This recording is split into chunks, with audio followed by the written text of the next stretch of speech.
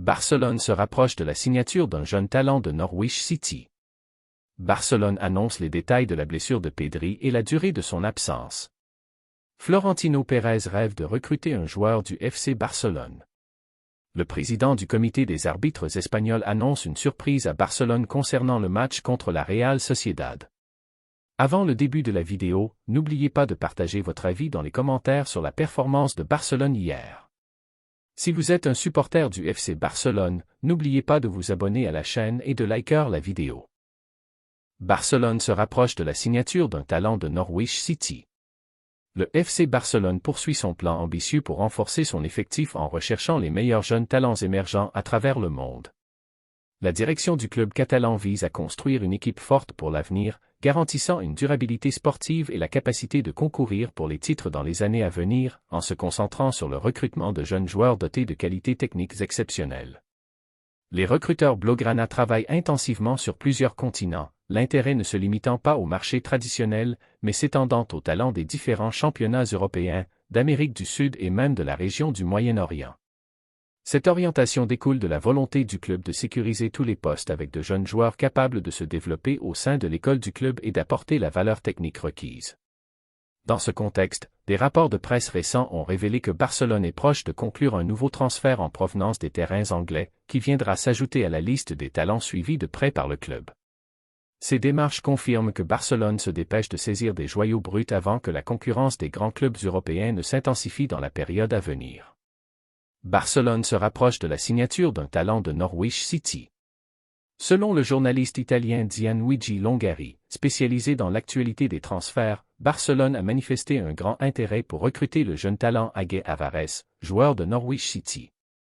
Longari a précisé que les négociations sont parvenues à un stade très avancé entre les deux parties, le club catalan cherchant à conclure rapidement l'accord pour recruter le joueur né en 2009. Tavares n'est pas le seul nom sur la table de Barcelone, puisque le club est également proche de recruter le jeune attaquant égyptien Hamza Abdelkarim, joueur d'Al-Ahly. Apparaît aussi le talent du club brésilien Palmeiras, Eduardo Conceição, qui fait l'objet d'un suivi attentif dans le cadre de la stratégie du club visant à attirer des talents latino-américains de premier plan. À travers ces mouvements, Barcelone cherche à combler les lacunes dans différents postes en recrutant des joueurs rapides, techniques et capables de s'adapter au style de jeu du club.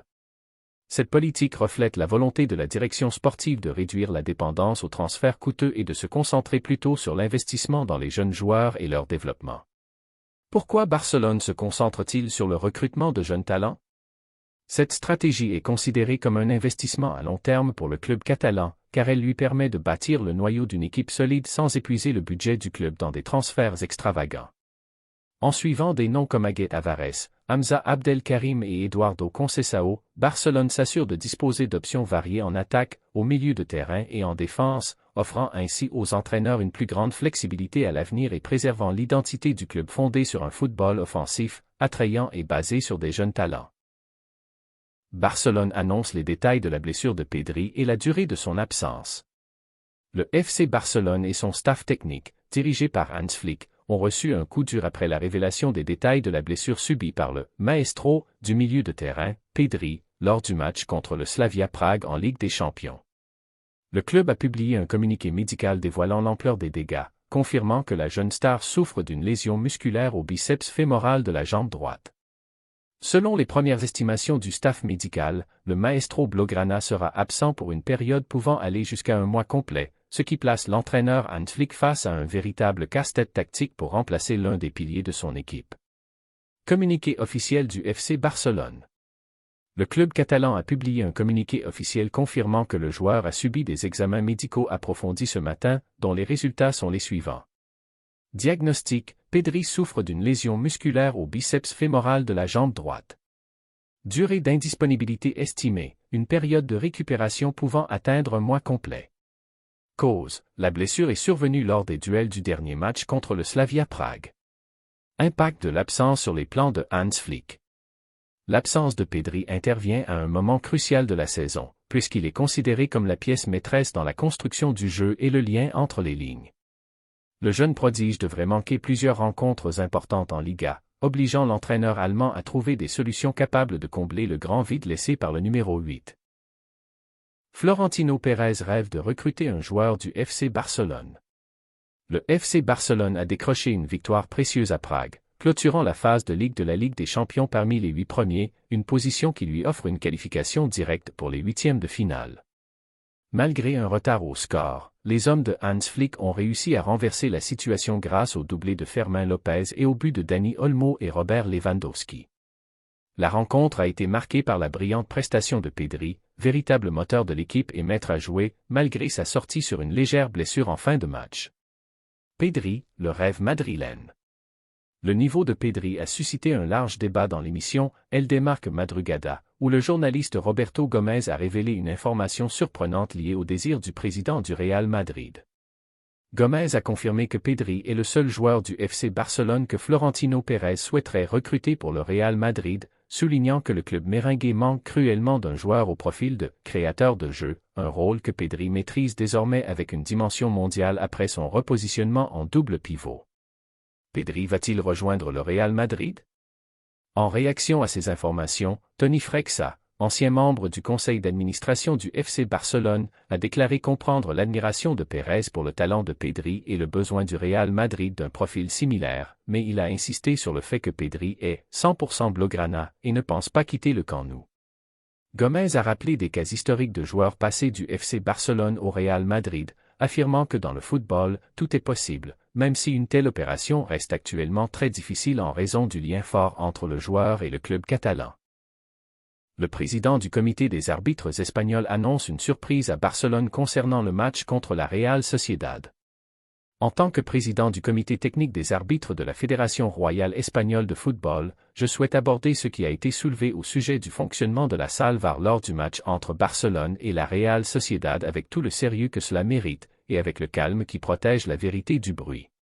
Premièrement, oui, j'ai pris connaissance des déclarations relayées de l'ancien arbitre international Xavier Estrada Fernandez, y compris son propos sur le retard injustifié dans la prise de décision, sa remise en cause de la crédibilité de l'image sur laquelle s'est appuyée la décision de hors-jeu, ainsi que ses critiques sévères envers la prestation de l'équipe arbitrale sur le terrain.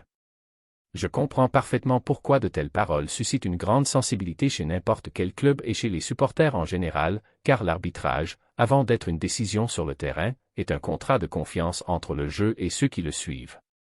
Deuxièmement, permettez-moi d'énoncer un principe indiscutable. Il n'y a pas de football juste sans transparence, et une technologie créée pour réduire la polémique ne peut pas devenir une nouvelle source de soupçons. Le VAR n'est pas une opinion supplémentaire, mais un outil de vérification doté de règles claires et de procédures obligatoires, et si celles-ci sont respectées, même une décision difficile peut être acceptée. En revanche, si une défaillance apparaît dans le processus, retard injustifié, communication floue ou absence de preuves visuelles pour le public, le résultat n'est pas seulement une polémique, mais une fissure dans la confiance, et cela est inacceptable. Troisièmement, que ferons-nous exactement? Nous examinerons la question à deux niveaux, technique et procédural. 1. Niveau technique. Nous réviserons l'ensemble des données sur lesquelles reposent les décisions de hors-jeu, source des images, moment du choix de l'image, frame, manière de tracer les lignes et registre des étapes qui doit être conservé dans le système. Je ne parle pas ici de ressenti ou d'impression, mais d'une chaîne technique laissant une trace numérique vérifiable. Si la décision est techniquement correcte, nous l'expliquerons de manière à lever toute ambiguïté. Et s'il existe une erreur, un manque de précision ou un défaut dans la manière de présenter l'image, cela sera enregistré comme tel et traité comme il se doit. 2. Niveau procédural. C'est ici que réside souvent le cœur du problème. Pourquoi la décision a-t-elle pris autant de temps? Les décisions qui durent de longues minutes sans explication au public créent un fossé dangereux. Nous examinerons la communication entre l'arbitre central et la salle VAR, les raisons du retard et s'il était réellement nécessaire ou non. La lenteur sans motif, même si elle aboutit à une décision correcte, laisse un doute inutile. Quatrièmement, je veux être clair sur un point très sensible, parler de manipulation ou de modification de l'image. Je ne tire pas de conclusion à partir de simples déclarations, et je n'accepte pas les accusations sans preuve. Mais en même temps, nous ne nous réfugierons pas dans le déni. Il y a une différence entre dire « il n'y a pas de preuves » et dire « nous n'allons pas chercher ». Nous allons chercher. Nous allons examiner. Et nous rendrons public ce qui peut l'être dans le cadre des règlements, car protéger la réputation de l'arbitrage ne se fait pas par le silence, mais par la vérification, l'explication et la responsabilité lorsque cela s'impose. Cinquièmement, concernant Barcelone en particulier. Je le dirai en une seule phrase, comme vous l'avez demandé, si Barcelone a raison, il aura raison. Et avoir raison ne signifie pas modifier le résultat d'un match déjà joué, car les règlements des compétitions sont clairs à ce sujet, mais cela implique plusieurs actions concrètes. Reconnaître clairement toute erreur, si elle existe, sans justification creuse. Prendre des mesures internes appropriées, évaluation des performances, formation supplémentaire ou mise à l'écart temporaire selon la gravité de l'erreur. Corriger le cap pour éviter toute répétition, ce qui est le plus important, que le club et les supporters sentent que le système apprend et évolue, et qu'ils ne se contentent pas d'accumuler les erreurs puis de demander le silence. Sixièmement, il y a un point que je refuse de laisser passer, dire que les meilleurs arbitres ne dirigent pas les matchs de première division. C'est une affirmation dangereuse car elle remet en cause tout le système.